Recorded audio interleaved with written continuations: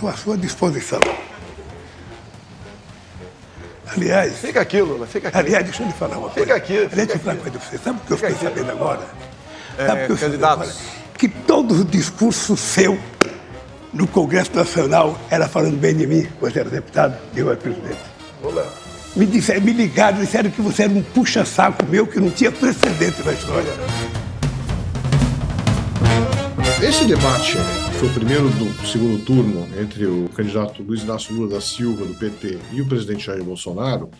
Ele estava cercado de muitas expectativas acerca da violência ou da virulência que seria aplicada pelos dois candidatos, dado que a campanha está num momento muito tenso. Você tem acusações de lado a lado, de toda a ordem, basicamente. Você tem um lado associando o candidato a pedofilia, canibalismo, enfim. E o outro lado dizendo que o Lula é ladrão, que é ligado a assassinos e que é bem votado em presídios. Eu conheço o Rio de Janeiro. O senhor esteve atualmente no Complexo do Salgueiro. Não tinha nenhum policial ao seu lado, só traficante.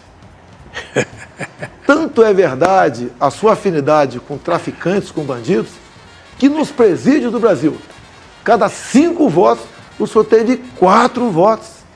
A imprensa publica fartamente que há pelo menos 6 ou 7 mentiras por dia contadas, brinca de se contar mentira, levanta de madrugada, tem vontade e vai e conta uma mentira, faz uma live e conta uma mentira, sabe? Lula, se você não mentir, não mentisse, não seria você. Você me chama o tempo todo de genocida, miliciano, canibal. E a última, o seu programa, influenciado por Gleisi Hoffmann, me acusou de pedofilia, tentando me atingir naquilo que eu tenho mais de sagrado, defesa da família brasileira, defesa das crianças. Mentiroso é você. Você mente todo dia. Você mente e desmente, mente e desmente. Você foi obrigado a acordar 1h da manhã hoje para fazer uma live por causa da mentira que você tinha que contar ao povo brasileiro. Você devia ter deitado com a consciência muito pesada com o que você fez. Muito pesada. Porque levantar 1h da manhã para fazer uma live, eu não disse aquilo, eu não fiz aquilo. Quem te conhece sabe o que você fez. Quem te conhece sabe o que você fez. O chorume está correndo, né? O esgoto está correndo a céu aberto nessa campanha eleitoral. Então havia uma expectativa de um debate mais agressivo, digamos assim. E ficou muito claro que ambos os candidatos estavam com o freio de mão puxado, porque existe uma disputa de rejeições. O presidente Jair Bolsonaro tem 51% de rejeição, segundo a Datafolha, e o ex-presidente Lula já está com 46%. Ele já está chegando muito perto do nível do Bolsonaro. Então são candidatos que são amplamente rejeitados por quem não gosta deles, vamos dizer assim. Então ficou claro que eles resolveram não piorar a situação de ambos, mantendo as acusações de lado a lado, mas sem uma agressividade tão explícita e sem, digamos assim, um nível mais baixo do que tem sido mostrado aí na campanha corrente. O candidato sabe que quem cuida de crime organizado não sou eu. Quem tem relação com o miliciano, com crime organizado, ele sabe que não sou eu e sabe quem tem. E eu fui numa comunidade no Complexo do Alemão, povo extraordinário, trabalhador, fizemos uma passeata extraordinária, exuberante, e ali não tinha bandido na passeata, ali tinha mulher e homens que trabalham, que levantam 5h da manhã para trabalhar. Os bandidos, você sabe onde estavam. Os bandidos, sabe, tinha um vizinho seu que tinha 100 armas dentro de casa. Você sabe. Esse não era da favela do Complexo do Alemão. Esse, quem sabe, morava num apartamento na Avenida Copacabana. O presidente Lula, ele dominou a parte inicial do debate e o ex-presidente teve uma performance melhor do que a do atual presidente, que parecia um pouco enrolado, carregando papéis para lá e para cá. Ele estava um pouquinho mais tenso no começo desse embate. Acho que a coisa ela acabou se equilibrando mais ao final. O ex-presidente Lula, ele cometeu um erro tático grave no terceiro bloco ao falar muito, gastar muito tempo falando, deixando dessa forma, como cada candidato tinha 15 minutos para aproveitar como quisesse, ele deixou o Bolsonaro com basicamente 5 minutos para fazer um discurso livremente contra ele, falar o que quisesse sem nenhum direito a contraditório. Eu faço aniversário dia 27 e o povo vai me dar de presente a sua volta para casa. É isso que vai acontecer. Porque o povo está precisando de alguém que cuide dele. Alguém que cuide do povo, alguém que cuide da mulher, do trabalhador, alguém que cuide, que tenha... Candidato Lula, o seu tempo acabou. É que eu fico empolgado. Muito obrigado. Se você estava tão preocupado com o pobre assim como diz que está, Lula, por que o Bolsa Família começava com R$ 42 por mês para uma família? Média R$ 190. Se o Brasil está tão bem na economia, como você disse que estava, por que tu não pagou? O Bolsa Família é melhor, digno do povo brasileiro. Eu tripliquei esse valor, achando recurso no orçamento. Se dependesse do PT, você aí de casa, você que hoje recebe o Auxílio Brasil de R$ 600, estaria ganhando Bolsa Família de R$ 40 a R$ 190. Uma vergonha. Acho que, ao fim, o candidato Lula, ele foi um pouco melhor no começo, acabou se perdendo no final, mas também ninguém nocauteou ninguém. Foi um debate bastante morno nesse sentido, havia acusações graves de lado a lado, como sempre tem nesse tipo de embate, mas não houve um grande escorregão, uma grande casca de banana que tenha sido jogada contra um ou contra outro. A gente pode dizer que houve um empate. Houve momentos em que o presidente Bolsonaro foi colocado mais contra a parede, por exemplo, quando o presidente Lula trouxe o tema da pandemia, que é um tema que está um pouco esquecido nessa campanha, mas trouxe de uma forma muito objetiva, que é exatamente onde pega em relação ao Bolsonaro, que é na questão da falta de empatia que é percebida pela população. Isso não é uma opinião minha, é verificado por grupos de pesquisa qualitativa de ambos os candidatos.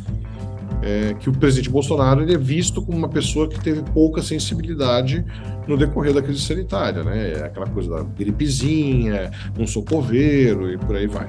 A verdade é que o senhor não cuidou, debochou, riu, dizia que não tomava vacina, quem tomava vacina virava jacaré, que virava homossexual, que não podia tomar vacina. O senhor gozou das pessoas, imitou as pessoas morrendo afogada por falta de oxigênio em Manaus. Ou seja, não tem na história de nenhum governo do mundo alguém que brincou com a pandemia e com a morte como você brincou. Senhor Lula, tem um vídeo do senhor, o senhor dando graças a Deus que a natureza criou o Covid. Você é o rei da fake news, é o rei da estupidez de mentir para a sociedade brasileira. E você mentiu sobre a vacina o tempo inteiro, negligenciou a vacina, e o Brasil hoje carrega a pecha de ser o país, que tem mais morte pelo Covid. É lamentável. E mais ainda, o senhor não se dignou a visitar uma família que teve alguém que morreu de Covid. E depois, para mostrar que é bonzinho, tentou ir no enterro da rainha da Inglaterra, quando poderia ter visitado centenas de pessoas que morreram do Covid aqui. O Lula conseguiu colocar o Bolsonaro na parede nesse momento. Foi um momento, digamos, bom para o Lula. E a volta, o rebote do Bolsonaro foi a questão da corrupção, que é um ponto fraco do Lula. Por causa da questão da Operação Lava Jato. Nesse sentido, você teve uma cena que é uma aula de hipocrisia política, que foi a presença do Sérgio Moro, senador eleito pelo Paraná, a claque bolsonarista, apoiando o Bolsonaro, que foi chefe dele, e que ele deixou o governo do Bolsonaro criticando o Bolsonaro, porque ele interferia na PF, na Polícia Federal, tudo mais. Então tem uma grande lição aí de hipocrisia política, que é a vida como ela é, assim que funciona. Tem que lembrar que o Sérgio Moro foi o juiz que mandou o Lula para a cadeia. Ele ficou 580 dias preso por causa do Sérgio Moro. Depois a sentença, por uma questão técnica, foi anulada no Supremo Tribunal Federal. Mas isso dito, não houve uma grande... Não creio que tenha havido uma grande mudança de quadro a partir desse debate. Petrolão foi o maior esquema de corrupção da história da humanidade. Dinheiro, Lula, que você enfiou no ralo. E grande parte dividiu com seus amigos. Eu não tenho nenhum problema de explicar o Petrolão, o Petrolinho. Eu quero você explicar a forma sigilosa que você colocou tantas coisas na sua vida. Tudo é motivo de sigilo, tudo é motivo de sigilo, tudo é motivo de sigilo. Você sabe que isso tem perna curta, porque vai acabar. Porque eu vou ganhar as eleições e quando chegar dia 1º de janeiro, eu vou pegar o seu sigilo e vou mandar o povo brasileiro saber por que você esconde tanta coisa. Afinal de contas, se é bom, não precisa esconder. É isso.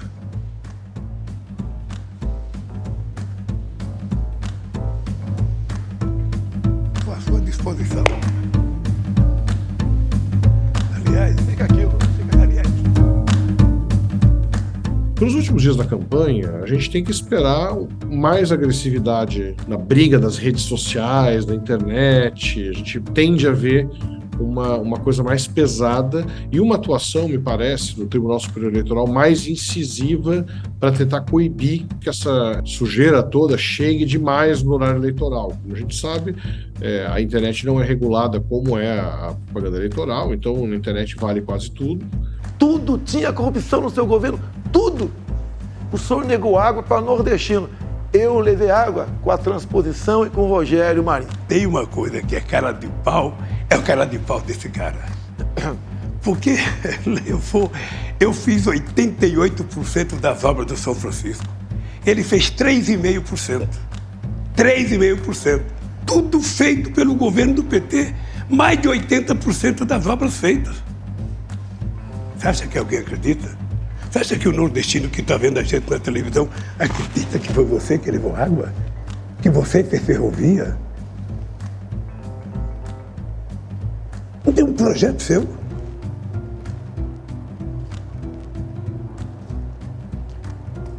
Se o senhor fez 86% das obras no seu governo... 88. Parabéns. 88. Dilma ficou mais meia dúzia anos. Não terminou os 12 que faltavam. Se o senhor mandava no governo Dilma, quem está mentindo? Por que em 6 anos não concluiu, já que faltava apenas 12%? É uma eleição na qual um candidato acusa o outro de ser pior que ele. Então, eu tendo a acreditar que a gente vai ver um acirramento disso, ainda que esse debate tenha mostrado que eles pisam um pouco em ovos, porque sabem que você fazer essa briga tão feia, né, essa coisa de jogar todo mundo na lama para se bater, dedo no olho e tudo mais, isso aí tem um preço também de desgaste. Você aumenta a sua rejeição quando você se mostra uma pessoa excessivamente agressiva, excessivamente assertiva, excessivamente gritalhona e tudo mais. Então, a gente vai ter um equilíbrio entre as duas coisas nos próximos dias aí para ser examinado.